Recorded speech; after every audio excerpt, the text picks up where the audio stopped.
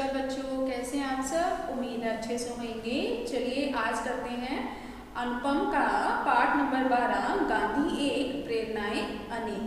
गांधी एक प्रेरणाएं अनेक। गांधी जी बच्चों किसी परिचय के मोहताज नहीं हैं, सब जानते हैं उन्हें राष्ट्रपिता भी कहा जाता है, कोई उन्हें बापू कहता है तो कोई महात्मा। गांधी जी हमारे लिए एक ऐसे प्रेरणादायक हैं जो हमें सादा जीवन और उच्च विचार की शिक्षा देते हैं। उन्हीं की कुछ शिक्षाएं हमारे पाठ में हैं, आज उन्हीं का कुछ पढ़ेंगे हम। पहला है तांबे के सिक्के की कीमत।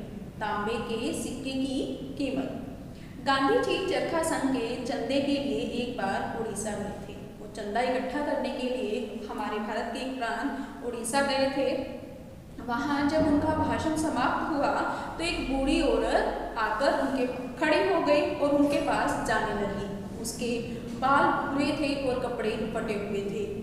जब वो उनके पास जाने लगी तो गांधी जी के जो सेवक थे वो उन्हें रोकने लगे, पर वह नहीं मानी और गांधी जी के पास जाकर खड़ी हो गई। उसने गांधी जी के पैर छुए और अपनी फटी हुई साड़ी के पल्लू से एक तांबे का सिक्का निकालकर गांधी जी के पैरों में रख दिया। गांधी जी ने उस सिक्के को उठाया और उसे संभाल कर रख लिया।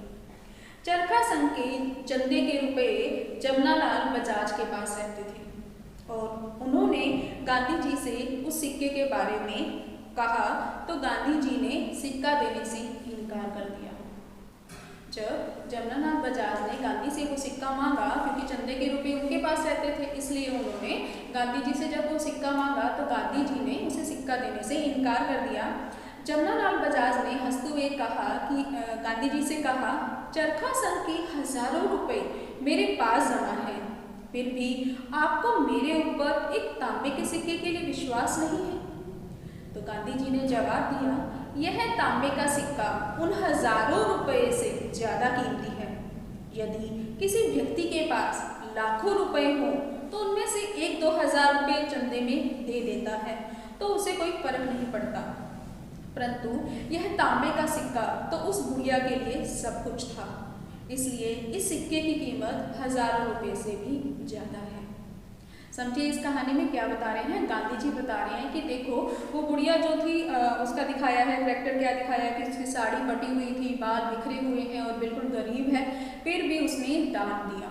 और अगर कोई अमीर देता है, चाहे वो कितने हजार रुपए भी दे दे, क्योंकि उसके पास करोड़ों है, कुछ उसमें से कुछ पैसे दे दिए तो कोई बड़ी बात नहीं है, लेकिन एक गरीब जब दान करता है तो शायद वो अपना पेट काट कर निकाल कर देता है। इसलिए गांधी जी उन हजारों रुपए से ऊपर उस गरीब के दिए हुए सिक्के को रख रहे थे, इसलिए उन्होंने उसे अपने पास संभाल कर रखा। आगे है उचित प्रयोग।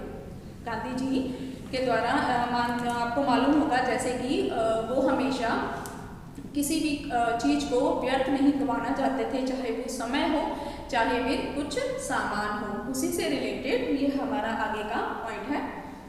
पार्टी के किसी काम से गांधी जी इलाहाबाद आए। आपको मालूम होगा उनकी पार्टी थी कांग्रेस पार्टी, उसके किसी काम के लिए वो इलाहाबाद गए थे। पंडित मोतीलाल नेहरू यानी जवाहरलाल नेहरू जी के पिताजी पंडित मोतीलाल नेहरू के निवास स्थान आनंद भवन में ठहरे।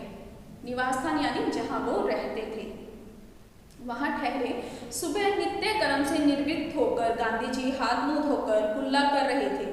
कुल्ला करने के दौरान जितना पानी उनके पास था वह समाप्त हो गया। इससे गांधी जी का मन कुछ उखड़ गया और बातचीत बीच में ही रुक गई। कहते हैं कि जब गांधी जी उनसे मिलने गए तो सुबह के लिए जैसे कुल्ला करना है या मुंह धोना है, उसके लिए उन्होंने कुछ पानी लिया, पर वो बात कर रहे थे, इसी के चक्कर में सारा पानी खत्म हो गया। इस बात से गांधी जी को बहुत गुस्सा आया और अपने आप पर वो हो रहे थे कि मैंने पानी शायद वेस्ट कर दिया, व्यर्थ गवा दिया। जवाहरलाल नेहरू ने तब उनसे कारण पूछा कि वो क्यों दुखी दिखाई दे रहे हैं, तो गांधी जी ने बोला, देखो ना, मैं बातचीत में इतना खो गया कि सारा पानी खर्च हो गया और मुझे दोबारा लेना पड़ रहा है। नेहरू जी उनकी बात सुनकर हंसते हुए बोले, बस इतनी सी बात, यहाँ तो गंगा और यमुना का मेल होता है, तो यहाँ पानी की क्या कमी है। चाहे आप जितना मर्जी ले लीजिए। गांधी जी ने नकारात्मक भाव से सिर हिलाते हुए कहा, गंगा यमुना अकेले मेरे लिए थोड़ी ना बहती है।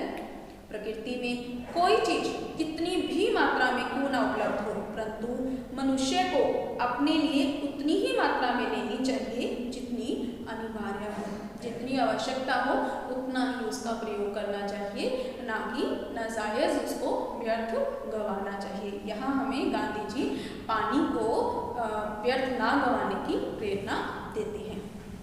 आगे है सच्ची सेवा। इस अंश में गांधी जी बता रहे हैं कि कैसे कोई भी कार्य छोटा या बड़ा नहीं होता है। एक बार पढ़ा लिखा व्यक्ति गांधी जी से मिलने आया। उसे अपने लेखक होने का घमंड था। वो एक लेखक था जिस पर वो बहुत गर्व महसूस करता था। गर्व नहीं था, घमंड था उसे। पूरी बातचीत में वह आत्म प्रशंसा करता रहा। आत्म प्रशंसा यानी अपनी ही बड़ाई करता रहा जब वो गांधी जी से बात कर रहा था। और बापूजी मुस्कुराते हुए चुपचाप बातों को बड़े धैर्य से सुनते रहे। बातचीत समाप्त करके जब वह उठकर जाने लगा तो बोला, महात्मा जी, मेरे योग्य कोई कार्य हो तो बताइए। वो गांधी जी से पूछ रहा है कि अगर मेरे लायक कोई काम है आपके पास तो प्लीज बताइए। उसने सोचा था कि शायद गांधी जी उसे पत्रिका में कोई लेख लिखने को कहेंगे, क्योंकि वो पढ़ा लिखा है, तो ऐसा ही कोई काम देंगे उसको। बापूजी ने नम्रता पूर्वक बोला, बड़े आराम से, बड़े प्यार से बोले, आप सचमुच सेवा का भाव रखते हैं तो कुछ काम बताओ। उन्होंने कहा कि अगर आप सच्ची में कोई काम करना चाहते हैं तो मैं आपको काम बता देता हूँ। आगे से उन्होंने बोला, हाँ हाँ, आप बिना किसी संकोच के आज्ञा दीजिए। तो गांधी जी ने कहा, आश्रम में गेहूं पीसने के लिए रखा है, कृपया पीसने में मदद कर दीजिए। अब उसने क्या सोचा था कि उसे गांधी जी कोई ना कोई लेख लिखने के लिए देंगे, लेकिन गांधी जी ने उसे गेहूं पीसने के लिए दिया। ये बात सुन के हैरान हो गया और उसे ये भी समझ आ गया कि कोई भी कार्य छोटा या बड़ा नहीं होता है। होप आपको चैप्टर समझ आया होगा। नेक्स्ट चैप्टर नेक्स्ट क्लास में। धन्यवाद।